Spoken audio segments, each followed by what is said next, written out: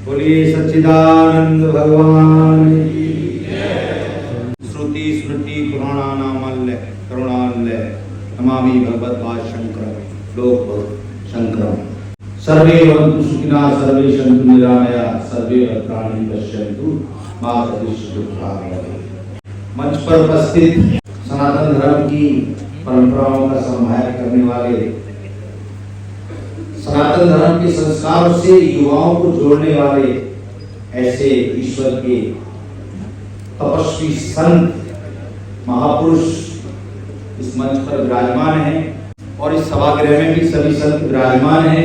विश्व हिंदू परिषद आदि शंकराचार्य जनसेवा ट्रस्ट और अखिल भारतीय संत समिति के माध्यम से जो ये कार्यक्रम आज आयोजित हुआ है, इसमें उपस्थित सभी संतजन और मंच पर उपस्थित अखिल भारतीय संत समिति के महामंत्री स्वामी जितेंद्रानंद जी, और जिन्होंने बेटियों के ऊपर बहुत कार्य किया, जिन्होंने गौ माता के ऊपर बहुत कार्य किया, जिन्होंने देश को एक दिशा दी कि बेटी पढ़ाओ बेटी बचाओ, ऐसे बेटियों के संरक्षक और वात्सल्य प्रदान करने वाले दाती जी महाराज,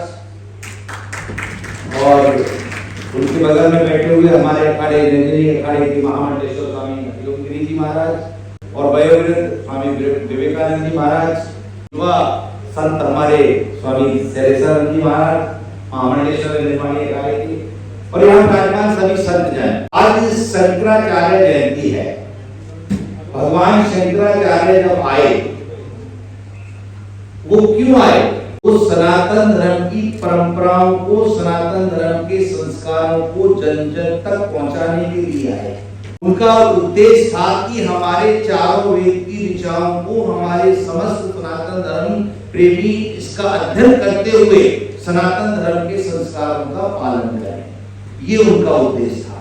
इसलिए उन्होंने केरल से लेके और केदारनाथ तक पैदल यात्रा और 4 मठों का निर्माण किया, ब्रह्मसूत्र का निर्माण किया। जैसे अभी काशी के विषय में जितेंद्रानंद जी ने बताया कि डोम का दर्शन हुआ, तो वो डोम स्वयं भगवान शंकर थे और भगवान शंकर ने उनको कहा कि आप यहाँ ब्रह्मसूत्र की रचना करिए। वहां ब्रह्मसूत्र की रचना काशी में आदि गुरु शंकराचार्य जी ने, अयम ब्रह्मास्मि मैं ब्रह्म सर्वस्व ब्रह्म। जब कभी कोई धर्म पर विपत्ति आए, जब कोई धर्म पर युद्ध करने लगे और हमारे धर्म की परंपराओं को तोड़ने लगे, उसके लिए भी शंकराचार्य जी ने अखाड़ों का निर्माण किया।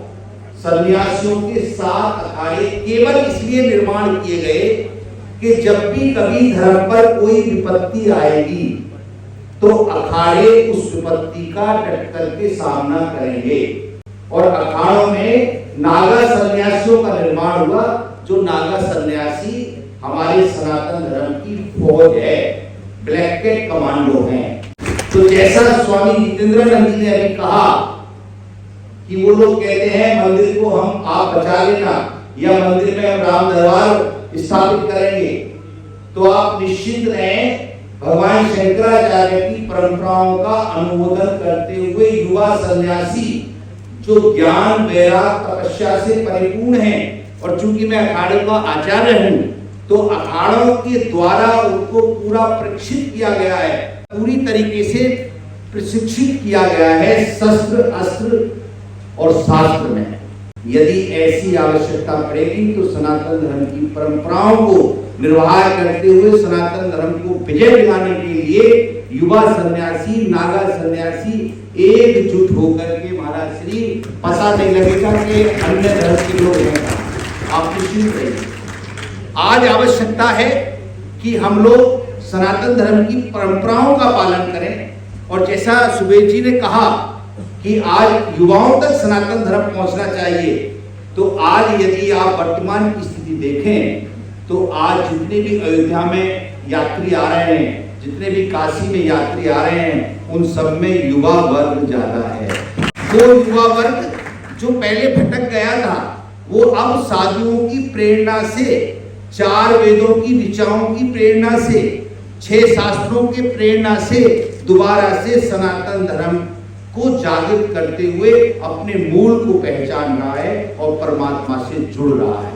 यदि और विशेष हमको काम करना है तो अब आवश्यकता है, जिस प्रकार शंकराचार्य जी ने गुरुकुलों का निर्माण कराया, शास्त्रों की वहां पर पढ़ाने के लिए व्यवस्थाएं की, वेदों को पढ़ाने की व्यवस्थाएं की, वेदों के स्कूल खुलवाए, आज उसी प्रकार हम लोगों को, सभी सन्यासियों को गुरुकुल खोलने की आवश्यकता है। जब हम गुरुकुल खोलेंगे तब हमारे द्वारा युवा वर्ग सनातन धर्म की परंपराओं को सीखेगा और सनातन धर्म के संस्कारों को मानेगा। तो आज आवश्यकता पूरे देश के साथ सन्यासियों को भी है कि वो अपनी पुरानी पद्धति को दोबारा से अपनाते हुए, ये सोवादी का कार्य छोड़ते हुए और परंपराओं को धारण करते हुए स्वतः अपने आप का निर्माण करते हुए अपने अच्छे शिष्यों का निर्माण करें, जिससे कि वो शिष्य जगह जगह जाकर के सनातन धर्म की परंपराओं को बता सकें और सनातन धर्म के संस्कारों को जोड़ सकें लोगों को। ऐसी आज आवश्यकता है। अब बात आती कि ये सब होगा कैसे? ये सब होने के लिए परमपिता परमात्मा ईश्वर ने हमको अपनी एक शक्ति प्रदान की है। जब भी धर्म की हानि होती है तो ईश्वर किसी न किसी रूप में आते हैं।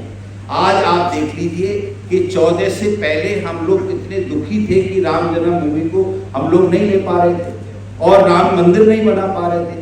14 के बाद समय बदला, समय का परिवर्तन हुआ और भगवान श्री कृष्ण गीता में कह के गए कि परिस्थिति और परिवर्तन, जैसी परिस्थिति हो व्यक्ति को वैसा अपने आप को परिवर्तित कर लेना चाहिए, तभी आप धर्म की रक्षा कर पाएंगे। आज की परिस्थिति कहती है कि क्या आप जीवित हैं?